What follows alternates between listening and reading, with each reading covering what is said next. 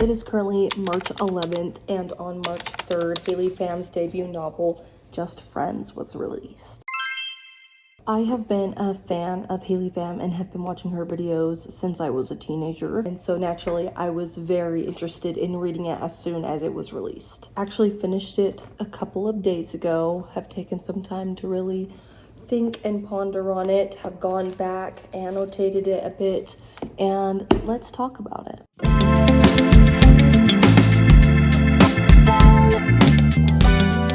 Just Friends is a romance novel. The main characters are Declan and Blair, childhood best friends. The book starts when both of them are 22. They haven't seen each other in 4 years. Blair returns to their hometown of Seabrook, California, because her great aunt Lottie, who was basically her second mother, helped raise her alongside her single mother, is sick and is going to die. Because she's back in Seabrook, she runs into Declan.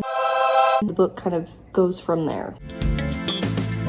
There are so many things that I loved about this book. There weren't any miscommunication or unrealistic tropes that were there just for the sake of creating conflict. Everything that Blair goes through with her mom, with her aunt, with Declan, all feels like realistic challenges that any one of us will go through or have gone through in our lives. Especially with romance books, it can be frustrating to feel as though whatever conflict has been added is just there for the sake of creating drama within the book and creating more plot for the story. I did not feel like that at all with this one. I thought it was really interesting how they did have misunderstandings with each other, but it always felt like no matter what age they were, because it does have flashbacks and real-time events happening, that they are trying to be mature and honest with each other to their greatest capacity. It was interesting to see how even when they were trying their best to be honest, to communicate, sometimes there's still conflicts, sometimes there are still hard things that push each other away from each other. And so I really appreciated seeing two people really love each other, really want to be together, try their best throughout years of time to connect with each other, and then still just fall short because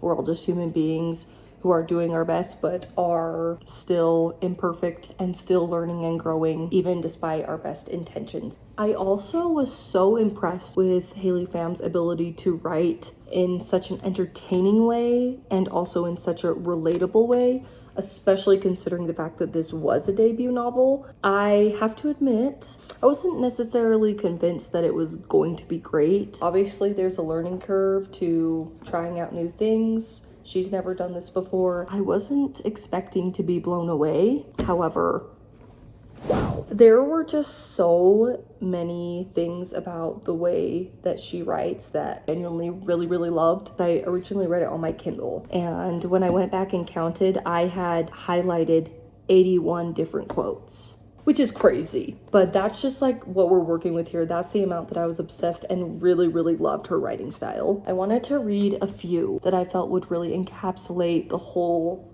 vibe of this book and also serve as a good representation of her writing.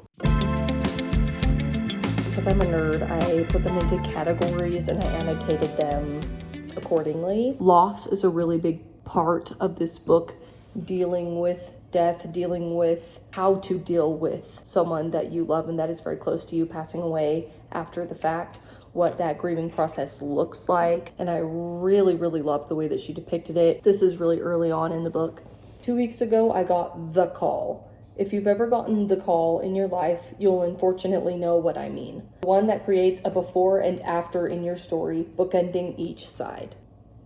This one says, "What is love if not the desire to be there during someone's lowest moments? What use does it have if we refuse to let the people closest to us share in our suffering when it matters most?" There's also a pretty large theme of relationships with parents. Blair's mom raises her as a single mother, which obviously changes the dynamic of how she was raised, and she feels a lot of pressure to eventually provide for her mom, keep her safe, help her to live the life she wants to live, regardless of what has been explicitly said by her mom. She feels that she needs to repay the debt that her mom carried out by giving her the life that she has, sacrificing so much of her own life and her own interests in order to help Blair be raised. And I really love some of the ways that she depicts the parent-child relationship, especially as you become an adult, and that dynamic does shift quite a bit. Funny how it was never the life lessons they spent hours lecturing you on that stuck. It was her split-second reactions that formed how I viewed people. Literally, how does she think of these things? This one really got me. You know, she inhales, something I learned after leaving your father is that creativity is not just in how a painter paints or how I sew my own clothes, or writing stories like I know you like to do. I learned that creativity was also in how I could construct a beautiful world for you, especially because the one I thought we'd have came crashing down. Of course, you don't picture your daughter growing up without a father, but I also never could have foreseen my relationship with Lottie. I had so many aunts growing up. Her and I were never that close.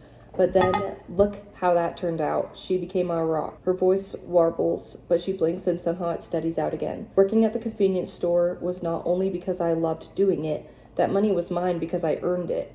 And what I earned all went to you. That's how I wanted it to be. You are mine, baby. If I did it for you, I was doing it for myself. Oh, it's just so cute. I'm so obsessed.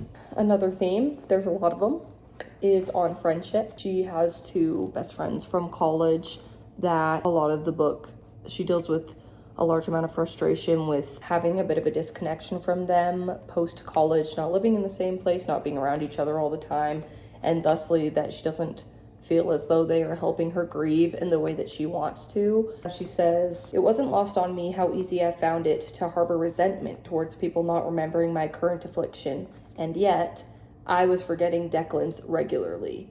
It was a pointed reminder that the experiences people didn't witness would never resonate as deeply with them as they did with you. If you wanted them to be appreciated, it was your responsibility to share them. It wasn't on others to understand something they had never seen. And wow, that really hit hard for me because I feel like that's a lesson even within the last 6 months of my personal life that I've had to learn. It's sometimes really frustrating when you're going through something very challenging and you want people to be able to empathize with you despite the fact that they've never experienced what you're going through. And a lot of the times people want to empathize with you, they want to be there for you, but sometimes it's really hard to know how when you've never gone through something like that yourself. I am someone who is chronically independent. I really struggle to ask for help. I really struggle sometimes to communicate when I need things from people because I'm just so uberly independent, and I even subconsciously just think, oh, I can do this myself. I don't need people to help me. But it is so true that sometimes it does take you taking that responsibility to share things with them and have grace for the fact that maybe they won't understand exactly what you're going through, and that's okay, but they love you and they're going to try in the ways that they can anyways. Just really love that sentiment. And last but not least, I highlighted a few quotes about being in love, which obviously is the focal point of this novel. And the way that she just depicts being in love and loving someone, I just find to be the cutest thing ever. That one simple statement made me feel a lifetime closer to him. Sometimes Declan simply being who he was felt like a character attack on everyone else. He just existed, and in comparison, everyone paled. People were an average amount of friendly or thoughtful, and then Declan came around and convicted them of all mediocrity by being the type of friend he was to me. If that's not the cutest thing you've ever read.